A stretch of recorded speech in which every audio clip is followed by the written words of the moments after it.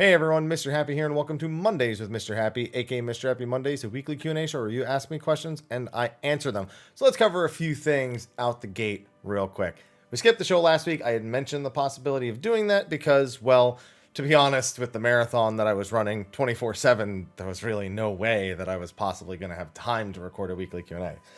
Second of all, I had decided to do, and I didn't tell anyone this because there was no point in telling you if I was doing it, a YouTube blackout for the week after. Because of all the login issues throughout early access and throughout launch week, it seemed, how do I put this? Kind of like a dick move to post a bunch of videos of stuff that people are having issues even getting to in the first place, because I happen to be somebody who could stay at home and log in at 6 in the morning every single day.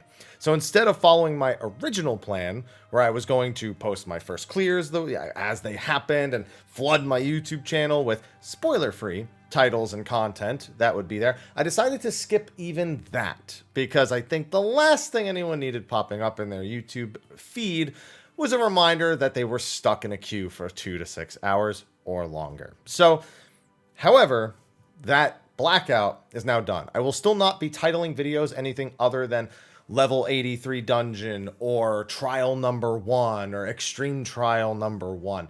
I will eventually change those titles once they are no longer recent in people's YouTube subscription boxes, but that is the plan for this week, and there will be a flood of those things, including a spoiler cast. With that in mind, we get to point number 3. No spoiler questions. I will not be answering any spoiler-related questions in this weekly Q&A, and we will be having a spoiler cast this Friday, and that will have all of my thoughts on everything. I'll probably also do a standalone video on it as well. In the case that I get the question, so no spoilers, but what did you think? The answer is 10 out of 10. Love the story, enjoying farming the extremes, some of my favorite dungeons across the entirety of the game, and that is saying a lot, because there are some dungeons that I love, despite the fact I don't do dungeons very often, and that the login issues, while we expected them, or we expected issues of some kind, are of course disappointing. There's very little that can be done, and hopefully they can find a solution that can be done, even though it seems kind of hopeless for the foreseeable future. Anyway, with that, let's get into the Q&A. Now, thank you to our sponsors over on Patreon. They get nothing out of it. All my content is free here on the YouTube channel, and that's not going to change. However, I would like to shout out, one person did send me a message, Christopher. They said that their shout out wasn't showing up on State of the Realm or Mondays. I'm giving you a verbal one right now. I have a terrible memory when it comes to these things, so I apologize if it's not under the video at this point, but I will make a special note of it. I remembered to include it for this. So thank you for reaching out to me, and thank you for supporting over on Patreon. Where's all this light? It's coming from, it's because I opened this. It's just like bright light on the side of my face. And thank you to all of our other sponsors over on Patreon, our Patrons of Darkness, Khuja, Janova, and Kurenai Oni. Thank you for going above and beyond. And to all of you, let's get into the Q&A, because I've got a lot of videos to work on after this. And I don't know where I'm going to start. So let's go. All right, the first one doesn't even have a hashtag, but I saw that it was a question. Hello there, Mr. Happy, long-time watcher, first-time commenter. Welcome. I just got done watching the prelim patch notes. I was wondering why I haven't put a doggy door for your little kitties to go in and out so you don't get interrupted. So I have been asked this quite a number of times. So for the door itself, I rent an apartment, and we, A, have no place to put the door if we replace it, and B, we don't own the door. So we can't just put a hole in it, for one. 2, this is my recording office, so while I do tend to leave the door ajar so that the pets can come in, makes for a fun little distraction for the videos, and of course I don't want them scratching at the door or the carpet underneath. If I put a hole there, it basically unsoundproofs my entire room, which is already not very soundproof, but it eliminates another element of the soundproof. Sound can come in more easily, sound can go out more easily, and that just kind of isn't a solution that works. So those are the reasons why, and quite frankly, if I could, I'd even board it up more, because sound does still come in and out a little bit too easily, but it's probably a little bit more trouble than it's worth at this point. I could read this one instantly before I even scrolled past it. Hashtag Mr. Happy Mondays. Hi, Mr. Happy. By the time you're reading this, Endless will be out. This Endless we will be out. I don't know if that's supposed to say Endwalker will be out, and this is like written on mobile, and it's like it automatically corrected something that was an Endwalker. Or doubtless we will be out. What is your opinion, your favorite thing about the expansion? Story. I guess I didn't technically answer this question already. The story. I mean, there's not much to talk about with an expansion right as it comes out. We can't talk about raid tiers. We can only talk about a couple of extreme trials, some side quest stories, role quests, MSQ, the music, the quintessentials of the game we've already been playing, just brought into this new era, brought into this new expansion. So this is something that I'll definitely have an easier time answering in a little bit more depth once there's more depth to the expansion itself. Hashtag Mr. Happy Mondays. Hi, Mr. Happy. Hope you're doing well. Same to you. You're right. I was meeting Eden's promise. Thank you. It'll be fun to destroy those raids, finally. Anyway, my question is about male Viera. How do they fit into the lore? As far as I know, bunny boys were super rare. Or I don't know if that ... is because it won't let me load the read more option. But they actually perfectly explain how the bunny boys fit into the lore. Matsuno himself, the creator of Ivalice, and of course the Viera race, he puts a description in that describes that, the males are separated from their tribe around the age of 13. They're taught how to hunt, how to live for themselves, and then they basically patrol around living a nomad's lifestyle, only coming back every so many years to pick up the young or to mate. So the lore is exactly the same. They are rare and they're very rarely seen. But much like the female Viera, essentially what we've got with male Viera are ones that decided they weren't going to live that life and just left, which means they're permanently exiled from their homelands. It's not something that's really acceptable in their culture, but it's what they've chosen to do. And that's pretty much how they've gotten around all the problems with scarcity. We have the same problems even with some of the old races, like male Makotes. I don't think it's Seeker of the Sun. I think it's Keeper of the Moon. They're supposed to be incredibly rare, much like male Viera. And then eventually we'll have female Hrothgar, which are supposed to be, I think, even rarer than male Viera. So they basically just forego the lore and say that you just didn't follow tradition for races that are supposed to be less common in society. Hashtag Mr. Happy Mondays. Hello, Mr. Happy. Hope the Reaper grind was all right. It was A-okay. I had to wait a couple hours because of login issues. I didn't have the issue. I got in pretty quick, but my team was having troubles logging in, and I wasn't going to abandon them. My question is, would you support an 11... No, because I'm too old for that shit. Now, here's the problem. I have no interest in an 11 Classic. If they ever officially released one, I'd have to play it for the channel. And I'd have all the memories, and I'd be like, oh, I remember doing this, I remember doing that. And then I'd really remember what it's like. Because I can already play through this. It's not like doing the story again would be exciting. And leveling is just a slow, arduous grind. I listen, it was okay when I was like in my early teens, when I was going into college. It's not okay now that I'm turning 31 this year. I've got way better things to do with my time. Even with being somebody who creates video game content for a living, I can think of much better ways to spend my time than playing Final Fantasy VII. But there's no doubt, if they did one, I'd have to play it for the channel, for the content. And people would criticize me for it, say it's hypocritical. I think that's fair, but I do everything for the channel. I still make 11 content for this channel occasionally, but it's just because it's Final Fantasy. I feel obligated, even though I would really like to let that part of my life die. Hashtag Mr. Happy Mondays. Hi, Haps. Hope you are enjoying Endwalker. Same to you. I am. Oh, so what's funny? All of these comments are before it came out, before early access, before anything. So none of them make mention of logging queues because this is a 2-week-old video. So I'm like, wow, I'm amazed everyone's just saying that I'm having a good time. I figured there'd be login jokes. No, it's an old video. Next week's one gets login jokes, I'm assuming. Do you think we'll keep getting new jobs in the future? Yeah, I think they see jobs as a major selling point. So even when it becomes increasingly difficult to add them because of stress with adding new gear, making sure that they have unique sets and that old sets make sense on them, and coming up with more ideas. I have to, even with the amount of creativity and variety we've seen leading up to this point with 19 jobs, you have to assume it ends somewhere. At the very least, I expect 7.0 may only see a single new job. And then from that point on, I think they will try to do one new job. I don't think they'll ever do 0, but I think they will move down to 1 at some point and stay at 1 for as long as the game is operating. I think they'll probably feel like they can manage that amount of resources on top of making stuff for the existing jobs. Hashtag Mr. Happy Mondays. Ahoy, Haps. Hello. I hope you're having a great time in Endwalker. Same to you. My question is about gardening. Do you think they'll revisit the system when Island Sanctuary comes out? There has been a new seeds, crosses, or real gardening content in such a long time. No, I actually think they'll do something brand new that is specific to Island Sanctuary, and they won't lean on the old gardening at all. They may include it, but I think they'll be more focused on new systems than looking in adding to old systems that they could maybe make accessible through that same means. I'm not sure.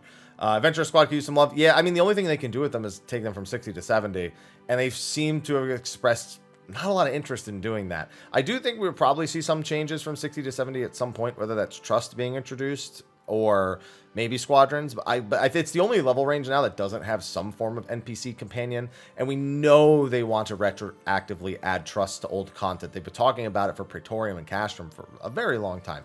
So I think that's the eventuality as opposed to Squadrons, which are not great in terms of accessibility. They're just really good for the people who know about them and have put a little bit of time into them. So I'm low on the hope with that one.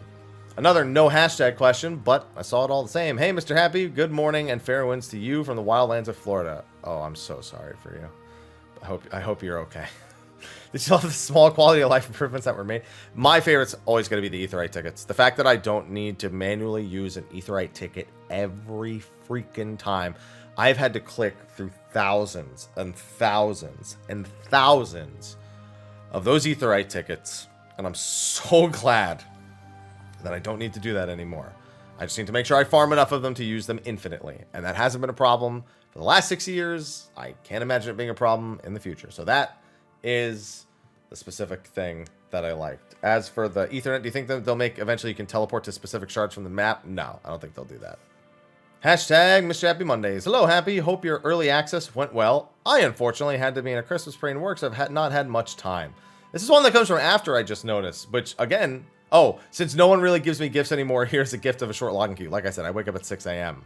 I have a queue of like 50 at most. I did get disconnected in the middle of the day. Gilgamesh crashed the other day. I had an 8.2k login. That was fun. Anyway, I don't know if it's been me being new to healing or you're trying out Sage for the first time. I really love the aesthetic. Huge Gundam fan. Are mobs doing more damage in dungeons? I feel like tanks and other players getting hit pretty hard in old content. So there has been a very... well, not in old content. No, in old content, definitely not. I've gone through all the level ranges at this point through roulettes with tanks, healers. And I haven't noticed. If anything, the mobs are dying so fast, they're not getting any chance to do damage. So no, definitely not. But the new dungeons... are the mobs auto attacks and like their tank busters, like doing a large trash pull feels almost identical to before, but boss mechanics are nearly one-shotting DPS at some points, and so that I've seen an increase in is the punishment for making a mistake. A lot of that though is because people are in gear that is introductory to the expansion, and this issue will gradually go away, but it does seem like it's more relative to old expansions being in the same position. But old content, no, definitely not. There might just be newer players that aren't mitigating as well, or your lack of familiarity, as you've already suggested, may be leading to it feeling that way, especially with Sage, because Sage actually does struggle a little bit with those big pulls if you don't know exactly what you're doing. So it could just be a little bit of that, which will go away with learning, of course. Hashtag Mr. Happy Mondays. Hey, Haps. Odd question, but do you think they'll remove the metal loss on death in Bozja at some point? Because it's honestly the most frustrating part trying to get ranks up, just hitting mechanics that instant kill you and losing over an hour work. Okay, I'm going to tell you right now, there is nothing... Bozja and Zadnor are so easy to get metal. One death is not costing you an hour unless you're sitting around not doing anything. Because I have farmed several 100 million metal because I have all the rays. And even on the day of release, it only took me like 6 hours to go from rank 15 to 25. Now, obviously, it's a bit different when it's brand new. But even then, it's also more frustrating because you're more likely to die because you don't know any of the mechanics in the first place. So it shouldn't be... And also, if you're rezzed, it mitigates that for the most... I think it mitigates almost all of it. I don't think it mitigates all of it, does it? I think it mitigates most of it. Whatever. Either way, if you get a res, then you don't lose that metal anymore. But... it's not costing you an hour of your time unless you're barely doing anything once you're in there. And you should be getting way more than that value per hour anyway, because it shouldn't take that long. Failing in Castrum is one thing where you'll lose a bit of metal, but that even shouldn't take longer than 15 to 20 minutes to replenish if you head over to Zadnor, or even if you're still stuck in early Bozja. So something's missing here. There's something that I'm missing, or lack of information of how you're doing this. Because what you've described shouldn't be the case at all in terms of the way that it's currently paced. Hashtag Mr. Happy Mondays. Hi, Haps. First time asking a question. Welcome. Hopefully it's one I can answer. How do you feel about the 5 stacks of Request Cat, as I like to call it, will change Paladin, Opener, playstyle in general? So they've always, so okay, that's not the important change to request cap, to be honest with you. It's not that it's 5 stacks, it's very specifically that they last 30 seconds. So what is currently happening is paladins are actually using request cap in the middle of raid buffs, which is like 5 GCDs into the opener. Because you don't have to use it after you do that second Goring Blade anymore. You can use it super early before you use Royal Authority, before you start using Atonements. And then after you finish your fight or flight window, you'll still have enough time to use the weapon skills there. On top of that, this isn't ideal, but if you had to do it, you could theoretically use those stacks in the middle of the atonement window, because you would still have the atonement stacks, which also last for 30 seconds as well. What it's leading to is actually a very comfy and cozy opener rotation that's very flexible. Paladin has a ton of mobility. It's able to deal damage from range for a total of 8 GCDs in a row, which is insanely awesome for a tank and is going to be an amazing tool going into raid, on top of all the other things Paladin already does, and on top of the buffs to intervention with their new skill, Holy Sheltron, of course, then buffing intervention after you get Holy Sheltron as well. Paladin's looking like it's going to be in a great spot, and the request cat change has been incredibly flexible for the job. Hashtag Mr. Happy Money. Dear Mr. Happy Gamer. I don't know what that means, but all right. Do you think the day will come where people respect DPS players as much as tanks and healers? Here's the thing. DPS respect other DPS. And healers and tanks who have played DPS before learn to respect DPS. But, that being said, it doesn't matter how much respect the DPS player gets. Unless you're like Sophia playing Black Mage or something, it's never going to be at the same level as a pro tank or healer. Those tanks and healers that can use their OGCDs and they can manage their uptime and all their mitigation is perfect and everything is clean, clean, clean. It's a beautiful, beautiful sight that is just the cement that holds the raid team together. So, no. The answer is no. It doesn't matter how good you are. If there's a good tank or healer, they will be revered over you almost any day. Hashtag Mr. Happy Mondays. Hello, Mr. Happy. Hope all is well with you and your family. Same to you. I have a question about Sage. I've been leveling Sage and having so much fun with it, but I noticed it doesn't have any OGCD damaging abilities. Do you think changing Toxicon to an OGCD will make the job flow better? No, Toxicon is an incredibly powerful GCD tool. It is the same potency as Dosis on a single target. It's an increase to potency, obviously, if you're using it on more than one target. But more importantly, it's an MP-free instant cast GCD for movement and for damage. This holds incredible value because the fact that it's worth no mana basically mitigates the cost of giving the single target shield in order to earn an Adder Sting in the first place. Second of all, the fact that it's instant cast is excellent because it means you don't have to use it when you get it. You can save up those 3 Adder Stings from various shields that you've placed, which, to be fair, you're not very often placing shields on a tank unless it's in a dungeon, perhaps. But it holds value in that if you know you're going to need those instant casts, if you know there's places you would otherwise lose the cast anyway, then placing the shield to get those for movement later is going to be a major consideration. You could make it an OGCD damage skill. You'd have to cut its potency probably in half or more. And even then it would turn into a raw damage and an OGCD healing tool because you would still want it to actually be healing the tank, which does have its own potential values, but I think Toxicon as it is right now and the purpose it serves, while not apparent in the easier content, except again, maybe dungeons, will hold a lot more value for experienced sages moving into more difficult content. Hashtag Mr. Happy Mondays. Hi, hey, I noticed you pronounce Ifrit a certain way with an emphasis on the second syllable. I've been pronouncing it with an emphasis on the first syllable with Ifrit. Is there a proper way to say his name? So Ifrit is, I believe, I think it does actually depend regionally on who says the word. So it's like one of those things where you could say it multiple ways and you're not technically wrong. I think we even have voiced Final Fantasy games that do say it in different ways. Some that say Ifrit and some that say Ifrit. So I think they actually play on the fact that there doesn't need to be a single pronunciation for it. I've just kind of leaned into Ifrit over the years because I called them Ifrit when I was younger. And then I remember hearing it pronounced a few times. I did research and found that Ifrit, again, is a more, I guess, classic way of saying the name. And I've just kind of adjusted my language over the time. But I think most people say Ifrit. No one's going to really think. If anything, people think it's weirder when you say Ifrit. I think that kind of gets more of the, what are you saying? So it's like saying Bahamut instead of Bahamut.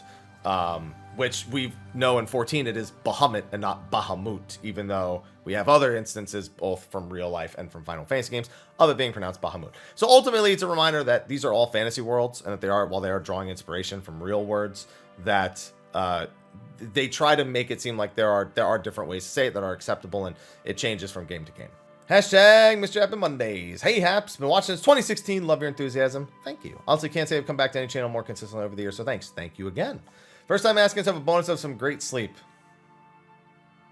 You can't promise me things that you can't deliver on.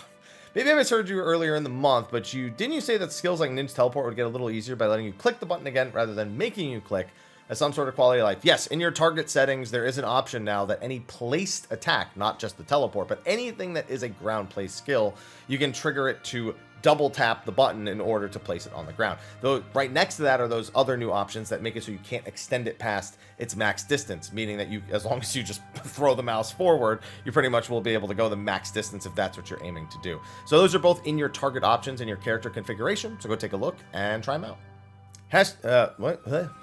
We're gonna leave that in. Hello, hashtag Mr. Happy Mama Days. No, it's not Mama Day yet. Mama Day's in, well, tomorrow from when you guys see this, because the 14th is my mother's birthday. Gotta remember to send her a hello, thank you for making me alive, and I love you, as I do every year.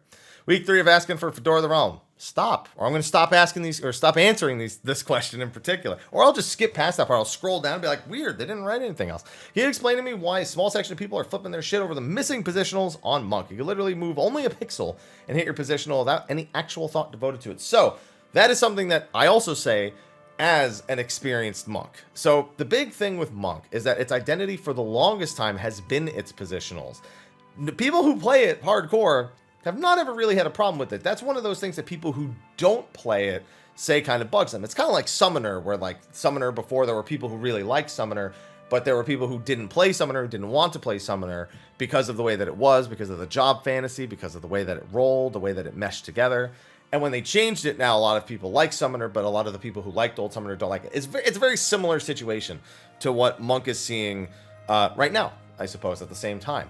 So positionals are what we call a form of skill expression. While the logistics of them are very simple, you can normally make a few small movements, make sure that you have proper OGCD management for things like True North or Riddle of Earth in order to circumvent the issue of bosses that turn. You don't just use them to ignore positionals, you use them for situations where getting into position is difficult without sacrificing potency. All of that is skill expression, and a lot of players, especially Monk players, were big fans of that type of skill expression because it allows them to improve tangibly and see that they are performing over other players in that same regard. That being removed is definitely a huge hit to the job, especially to the people who have loved the job for a very long time. I would be okay if we still had the 2 other positionals that we lost from Mediator, which would be Dragon Kick and Bootshine. I think that those 2 in particular flowed very, very well with the job, and that the changes didn't warrant having to not have those anymore. However, the development team clearly did feel that way. That being said, I do think they've done a wonderful job with the Masterful Blitz. I think it is very thought-provoking. The min-maxing on it is insane, but it's also very flexible if you find that you've messed up a situation, but you don't want to fall out of alignment with buffs and burst windows. So I think they've actually done a really good job with Monk, but you know, I'm going to miss the positionals. I like the positionals. Again, the skill ceiling, skill expression, I think was a good thing, and I don't think you need to do away with that for everybody. I'll say that even for Summoners too. They didn't have to do away with that. I don't think you have to do away with it every time. So we'll see what goes on in the coming months. That we're going to be getting job changes in 0.01, 0.05, 0.1 itself, probably in 0.2, and so on and so forth until the expansion ends. So we'll have to see how that ends up turning out. Hashtag Mr. Happy Mondays. Hello, oh my goodness, there's a lot of text here. Hello, Happy. Hope life on the moon is fun. It's probably discussion who you got into a whole lot but never lot. Okay, I think I understand what you're saying. I never see it pop up in either Q&A, and I'm wondering, so here I am. Okay. I've only recently started getting into 14 after the Realm Reborn rework. Even I've tried the game before during Stormblood, where I couldn't get past the early levels. There's this really common complaint which veterans seem to have for the game, which that all jobs have been dumbed down or lost their flair. Personally, I've recovered some of your old Realm Reborn guides, and I'm rather confused. Everyone complains about homogenous design, but back in Realm Reborn, it was also homogenous. Every job used to have a self buff, a dot, a normal combo, with rotations not being really more difficult because they'd still be static rotations, right? How can these jobs have gotten less unique in their clear separation between dot and non-dot jobs? Was having 2 dots on White Mage, Scholar, and Black Mage really that different? Say the mitigation changed a lot. Oh yeah, mitigation has changed a whole lot through the years. So okay, let me try to sum this up. Job design as a whole has always had a similar ideal across all of the currently available jobs. You have the tanks, you have the healers, you have the physical DPS, you have the range DPS, you have the magical DPS. And every job within those roles is always kept sort of something close to one another. You can actually draw lines between the skills.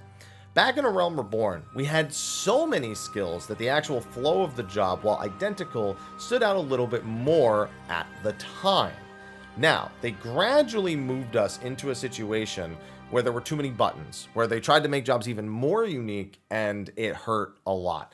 Now, again, I wouldn't say they were insanely unique, but you could break anything down to its most basic form and make something sound homogenous. I mean, it's like a reductive argument where I could say that like every boss is, I'm still just dodging AoEs. I'm dodging a donut AoE. I'm dodging a point blank AoE without taking into context what's other things that are happening at the time, the type of arena it is, the size of the arena that it is, the boss position, the allowed boss position, given the mechanic before, given the mechanic after. And so again, these kind of arguments end up becoming reductive, where you're just taking things down to their most basic elements and not actually figuring out what they felt like. You weren't there, you couldn't have played it, you don't know what it's like. That being said, I think that the most core elements have been made more homogeneous. All the tanks have basically identical cooldowns or identical cooldown structure. Whereas if you go back, you can find clear differences between Paladin, Warrior, and Dark Knight in the older days. While you can find gameplay differences now, in terms of the actual effectiveness of being a tank, they are very homogenous at this point. I mean, that goes to show going from sub actions with your secondary classes to role actions, which are completely unified across the entire role. But that being said, when people do say that jobs are homogenous now, when I'm playing a job, I very rarely to this day feel like I'm playing the same job with a different skin. I feel like that's always been the case, and all they've done is they've taken the things that basically would give you a reason to not take a job and try to do away with them by making sure there's sort of an equal weight being brought by every job. While that means that certain elements of those jobs are homogenous, they try to make sure that the access to your power is a different thing. The way Monk accesses its damage, while it's still 1, 2, 3, shift 1, 2, 3, 1, 2, 3, it doesn't work at all the same as a Dragoon, who needs to be managing their life windows when they go into it. They have different buffs, they have different timings for bosses. When a boss becomes untargetable, how do they recover from that? Despite both being melee, they might wear different armor sets, but despite being both melee, they don't have the same time.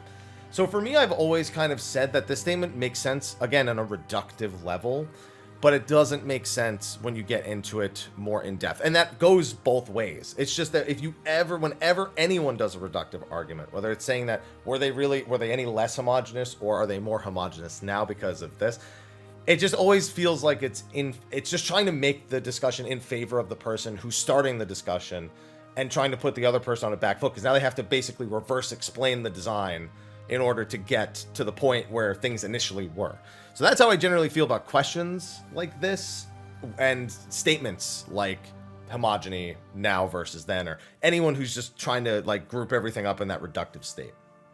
Hashtag Mr. Happy Mondays. Hi, Mr. Happy. Hi. Any idea if they will ever provide for promotion opportunities for your grand company, or maybe a similar system to replace it? They said they'll only ever do that if they come up with content that gives us a reason to do it. So until they do that, no. I mean, that's what they've told us, so I'm just going to give you their answer. Hashtag Mr. Happy Mondays. Hello, Happy. Heyo, Happy. Hope Endwalker's going great. Same for you. My question is about Ultimate Raids. Started 14 a little over a year ago and I've fallen into it hard. I've cleared just about everything in the game, both old and new, and I'm starting now to give Ultimates a side eye. What is your advice for someone looking to get into Ultimate level content? Ways to find a good party expectation heights to set? Anything would be appreciated.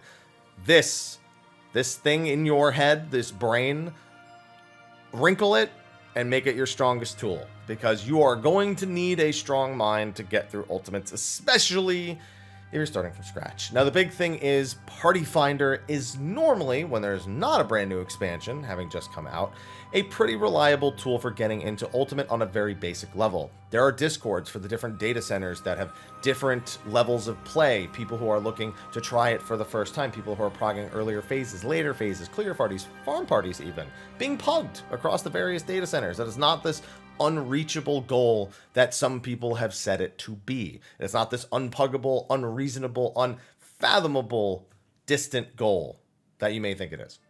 So, my advice is to research the encounters, because while it is fun to go in blind, it's also fun to get it done. So I'd say that you're not really taking that much away by at least putting forth the effort to learn the fights before jumping into pugs or parties at all. Number 2 is to make sure you have a firm understanding of your job and your role. While they're not again as crazy demanding as people like to make them seem, you are going to be expected to know how to mitigate, to know how to addle, to know how to feint, to know when you use this cooldown, when you use that cooldown. If you don't know, try to find the answer. It's all about seeking information and then just doing your best to follow along, and you'll learn along the way. So those are the big things that I would say you should be looking for, but take a look try to find your local data centers, Party Finder, and Discord, and all that stuff for that type of content, because people are going to start easing into it after they get through the story and they farm the extreme trials a little bit and stuff. You'll start seeing them pop up in the Party Finder and then the Discords again pretty soon. Hashtag Mrhappy Mondays. Hey, hi, hello, happy, hope you're doing well, enjoying Endwalker. Hey, same to you. Apologies if you talked about this already, but do you know a reason why they would remove the weakness FC buff? Essentially, it's a mandatory buff for raiders. Or it was, I should say. Removing weakness timer, well, yes, ideally in raids, nobody's dying, and thus you don't get much benefit out of it. There are undoubtedly times where the time that was taken off of that weakness timer has saved people who have had a death on a week 1 clear and been like, oh my god, we just barely beat it, even with a death. If you had that 15 extra seconds or whatever it was of weakness time back then, that's it. That would have been a wipe. There are countless times I can think of where this has been the case. And now that won't be the case anymore. So we're going to see how that actually ends up affecting the content overall. Realistically, again, nobody should die on an encounter. And if that's the case, then you won't notice the difference. But that's the main reason it was providing an advantage to raiders that was basically mandatory. Alright, given that I'm already over half an hour into this video, I'm going to lightning round some of the remaining questions, which I have a feeling are far too many for me to get through in a normal video. Anyway, which raid do you think has the better music? Honestly, that is a tough one. I'm in love with the Alexander theme, but I'd be lying if I said I didn't have some favorites from Eden and Omega. And of course, Coil, although the boss theme, the OG boss theme for Coil kind of drives me a bit insane at this point, as does the Twin Tanya theme, Thunderer. The next one was, what order do you recommend I do content for new expansion? Story first. I think it's best to get the thing that can be spoiled out of the way. And then whatever you want. Do you want to gather? Do you want to craft? Do you want to level something else? Do you want to try a new job? Do you want to try the other new job because maybe you started on one? Do you want to do extreme trials? Do you want to do some role quests? Do you want to do some side quests? Do you want to clear the map? Do you want to do your sightseeing logs? Do you want to fish?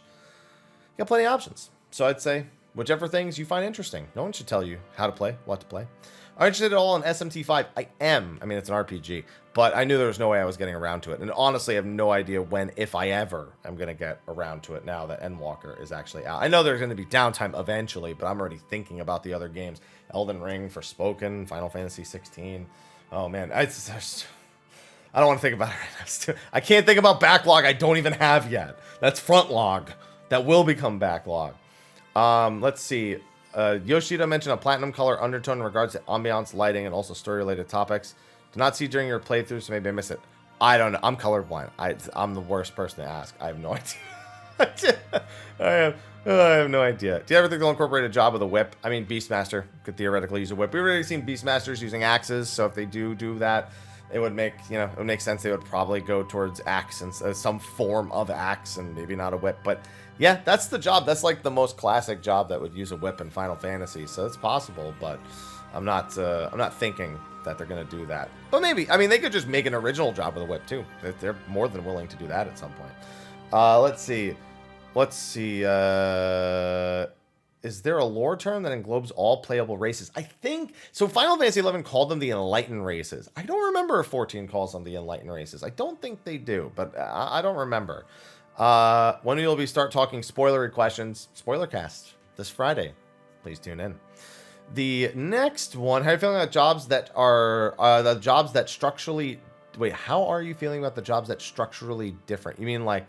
Oh, like, Bard, I've leveled to 90. I really like it. There's a few small things I would still adjust. I think they can make it a little better, but I love it compared to Shadowbringer's Bard. Summoner, huge fan of. While it's very simple, it's also very satisfying to play. Monk I've enjoyed so far. It's not 90 yet, but I've gotten the hang of the blitzes, and I've really enjoyed it. Reaper, loved it. Although the burst window is looking like it's going to be a lot of fun.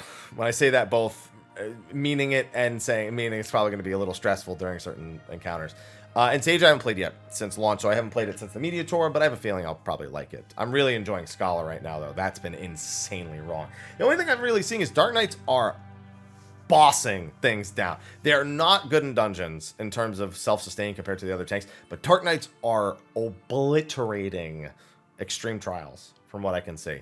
So I think Dark Knight probably to get the most major adjustments coming up. I think we'll see small adjustments to Bard. We know Ninja's getting a bug fix that's really, really hurting them right now.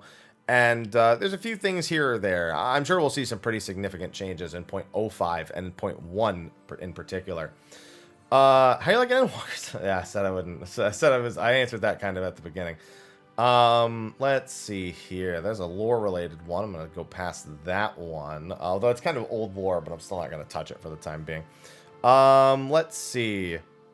With Endwalker being the worst launch experience next to Stormblood, I like that you said next to Stormblood. You think Square Enix will do something to help manage the servers better, like limiting playtime, subscription history, priority, legs? No, they're not going to give anyone priority. There's no way. They already cut. Free trial players are already screwed. New players can't make characters. They're not going to further deal with that. Their solution is to try and find a solution. They're obviously, they can't just buy servers. They've been trying for the last 6 months. It doesn't work. So unless some great donor has showed up out of nowhere, but even then they need time to incorporate it. And even then they'd end up becoming backup servers because you can't use those forever on the same thing. Man, there are some things I'm sure they would love to do that do not make sense to do because they inhibit the game in other ways. But they're definitely not going to give any form of priority login. They're just going to keep giving people more sub time until they come up with a more reasonable fix. They've already given people 7 days sub. They said that they'll continue to look into the issue and see if they need to give people more time. They almost certainly will, and I don't see that changing anytime in the near future for how the logins are actually going right now. Let's see, how many more are there? Why do you play a Lalfell? My girlfriend made the character, so I don't change it. It's pretty much the main reason. I had an objective to maybe change it, but I decided it's not gonna happen. Can Primal summon more Primals? Probably. I don't see why not. There's enough of them, and they all believe in the same thing. Then, yeah, sure, why not? Let's see. As long as you haven't been Phoenix Hearing, you should have early access. Yeah, I mean, it's too late for me to answer that now, but yeah, that would have been the case, I suppose. They re-released the 1.0 trailer. Yeah, it actually wasn't on the Final Fantasy XIV channel. It was only on like a German Square Enix channel, so they've essentially just put it on the correct channel. It doesn't mean anything. They're just making it available on the correct channel, and it's HDified, so it looks nice. Let's see. Then we had, what was the general consensus? I kind of answered that at the beginning. Let's see. You're optimistic if you're 50-50. So the servers held up great. It's the login servers that didn't. So I technically won that 50-50. Let's see. Sitting inside quite a bit. Well, yeah. I work for a living by sitting down. And I have a nice chair. That's weird. Anyway, what's your go-to food for grinding levels in story? I don't have a go-to food for grinding levels in story. I cook most of my meals. I make different things. Chicken, pork, steak, vegetable stuff on occasion.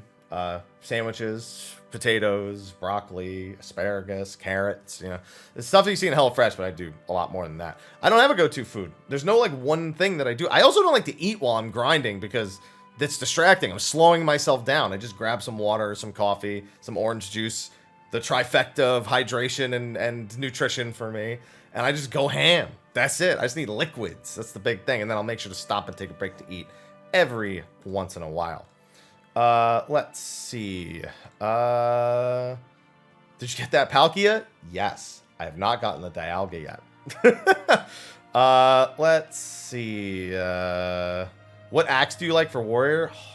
So many good axes. The Bravura, honestly, the Bravura is still like a classic. It's awesome. But man, I think the Hydatos axe was really, really good. The Bravura, all forms of the Bravura are really, really good. The Ukab axe is fantastic. I also like the Dwarven axe because it's actually a hammer. Let's see. And I think we're getting close to the bottom here. Let's see. Saged up. Let's go. Primal questions from last week. And then there's another one from the same person that I guess I don't want to give. I know. Okay, I think that's it. I think that's it. There we go. But anyway, if I didn't answer your question, it's either because I missed it or because I saw it and went, maybe it was something a little spoilery that I didn't want to answer or whatever. But that's going to be it for this week's episode of Mondays with Mr. Happy. So I warn you, if you're asking questions for next week's video and you haven't finished the story yet, while the video will be safe, I can't promise the comment section will be. So I wouldn't scroll much past the enter text for the comment section if you're someone who hasn't finished the story yet. I can't protect you at that point. So please be on the lookout for all my first time get-throughs for the various pieces of content. And with that, thanks for watching. Be sure to ask your questions for next week. Be sure to like, favorite, subscribe, and share. I'll see you in the next one. Until then, take care.